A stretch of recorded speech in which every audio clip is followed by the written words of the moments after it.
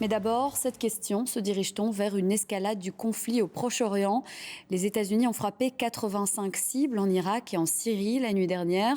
Des frappes de représailles après l'attaque de militaires américains dans la région. Ce sont des combattants pro-Iran qui ont été pris pour cible, selon les Américains. On dénombre près de 40 victimes. L'Irak, elle, dénonce une violation de sa souveraineté et la Syrie, une occupation américaine. Yoann Broé et Pascal Boustamente. Al-Qaïm, à quelques 350 km de Bagdad. Ces bâtiments faisaient partie des cibles visées par les bombardements américains de la nuit dernière. Des installations de groupes soutenus par l'Iran.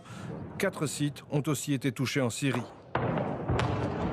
L'opération fait suite à une attaque de drone contre l'armée américaine menée dans le désert jordanien dimanche dernier. Elle a fait 3 victimes parmi les soldats américains. Le président Biden était présent lors du rapatriement de leurs dépouilles et a revendiqué les frappes.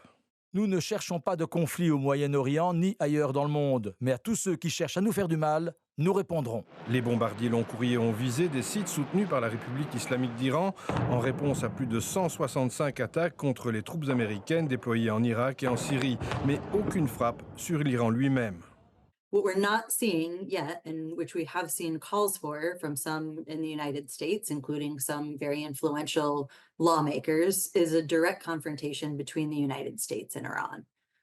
The US president and Iran, frankly, have been very careful to make clear that they are not interested in this kind of an all-out conflict. La Belgique, président du Conseil européen, a aussi réagi à l'échange de frappes.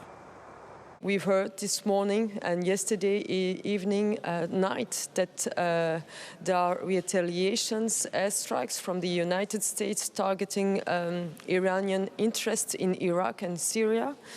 It's a huge concern, and so we ask for restraint and we ask for dialogues and diplomacy. Le ministère des Affaires étrangères irakien a annoncé qu'il convoquerait le chargé d'affaires américain à Bagdad pour lui remettre une lettre officielle de protestation.